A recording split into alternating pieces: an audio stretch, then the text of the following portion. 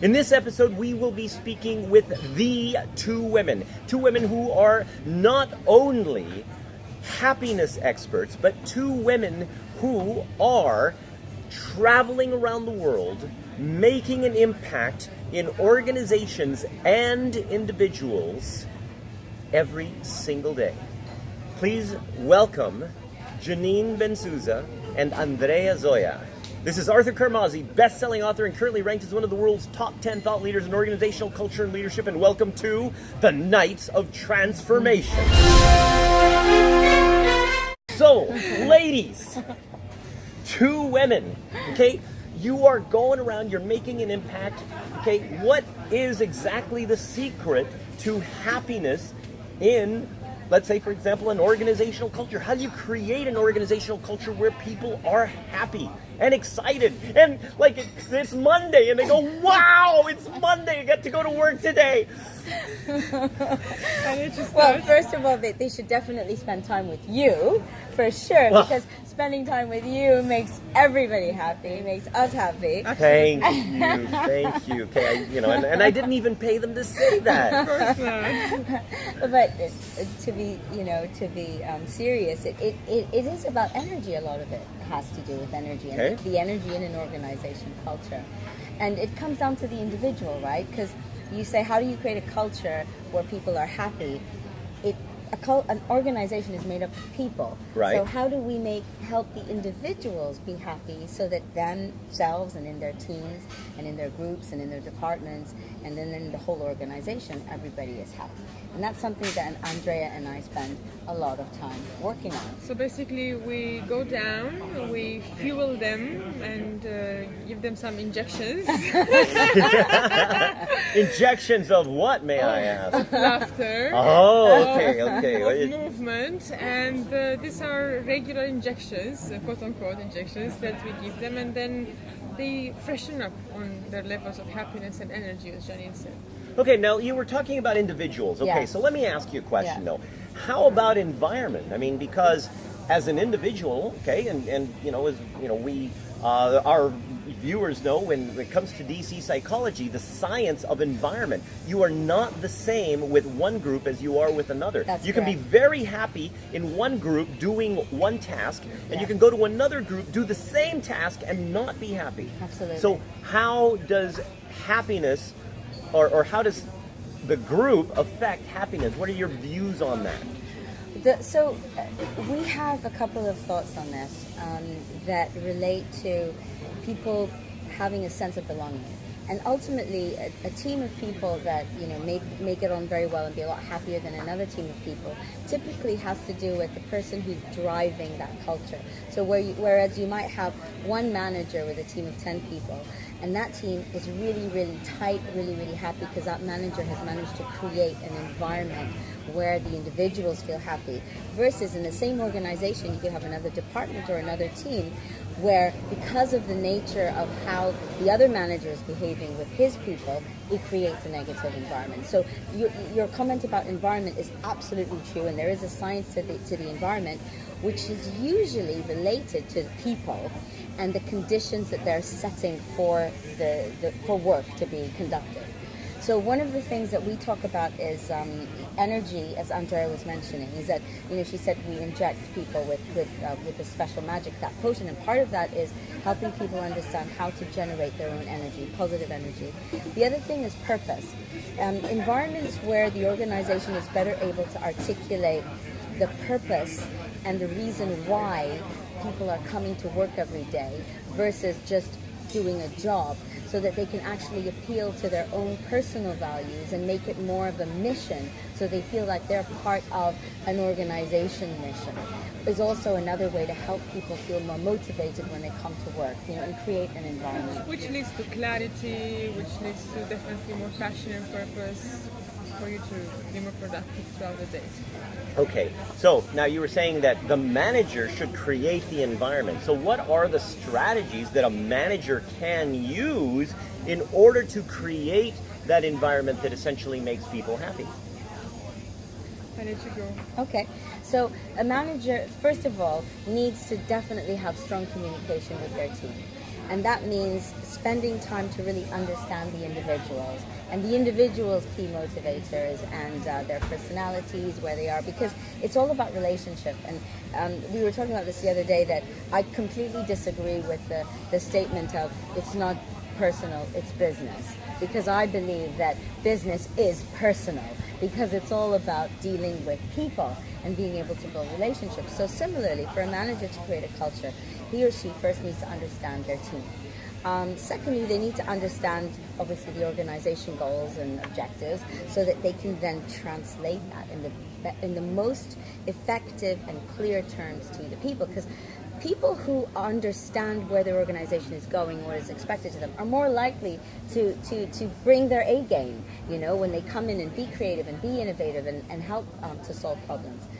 Plus... And on the other hand, also, you look at the managers, but you look also at working with the team and understanding what are their insecurities, what are the things that they are hiding behind that they don't share to the manager. So when we work with the teams, we have special methods to allow them to come into a safe environment to reveal themselves more.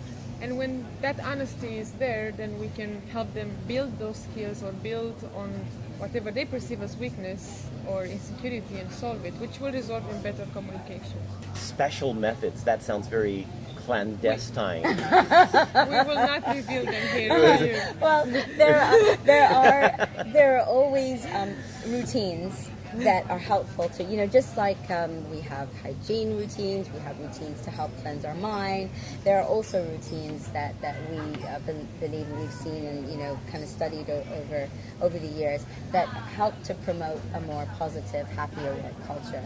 And there may be, as simple as morning huddles that are done the right way, that are positive, that are high energy, that are motivating, that get people together and kind of, rally around the mission and get the day started about routine. So there are several types of routines that can also help to recover. All right. Okay. So earlier you were talking about where the team can kind of have a purpose and they're going to be happier and as you go along.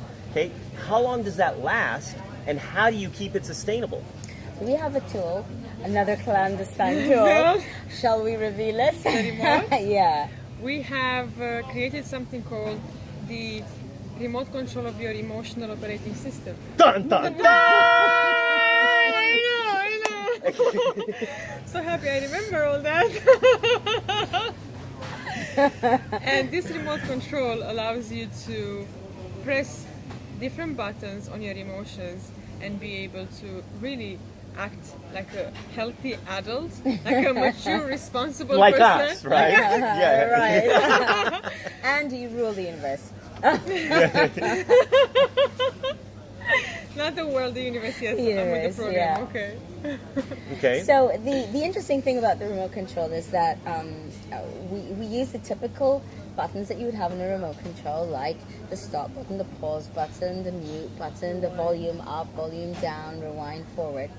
And we relate it to situations that you might be in. So, for example, your boss comes in and, she's in a really, really, really bad mood. Okay, I'm in a bad mood? Yes. Yes. So, where is that report anyway? And why are you always late? Now, what was this behavior? And why are you so green today? So I've come into work this morning and I've really done I'm in a bad mood. I've done my yoga in the morning and I ate properly. I had my exercise. So I'm in a good mood. And the first person I meet is this thing, and all she does is throw garbage at me. So what do? I've got a choice, right? I can either take it all in and let it ruin my day, or I can pull out my remote control and I can press the mute button, because right now I know that maybe she didn't have a good breakfast, or maybe she just had a fight, or she's having a bad hair day, but whatever it is, I'm not gonna let it ruin my day. So that's the mute button. So we have all these different buttons that you would use in different circumstances. But I think Andreea needs to work on her bad mood skills. Yeah, right? Yeah. Just her bad mood is just not really very convincing.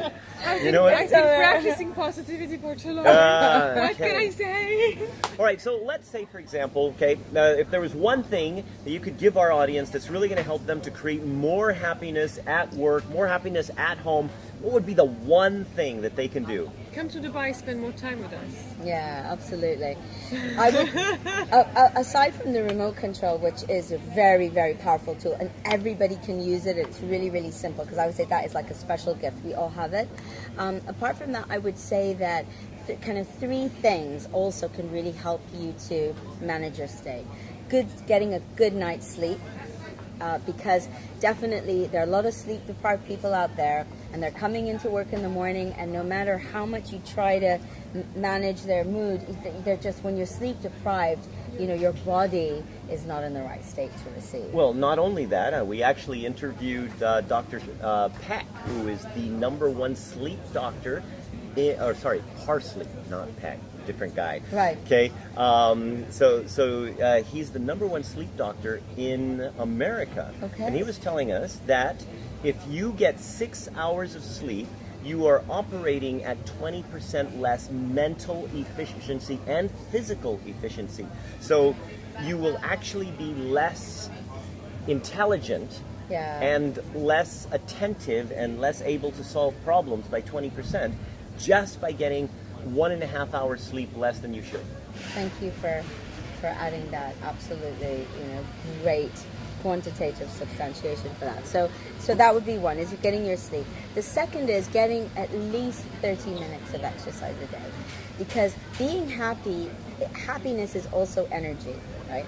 And being able to generate that energy is very helpful, because when you're in a low energy state, you're low vibration, it's highly unlikely that you're able to create and generate the muscular motions and the vocal and the verbal expression of happiness. So being able to raise your vibration level and your energies, and also fill your brains with the right, with endorphins and with serotonin and with dopamine, then you start to really equip yourself also chemically to be better, to be happy. Get your drugs. Yeah. Get your drugs. I always like to use this metaphor of, imagine that your body is like a big shake, and you have to take like your blood, your energy, and simply shake it, because otherwise it's static. Yes, exactly. Okay. And you're shaking all your body, all these hormones are being formed, and here you go.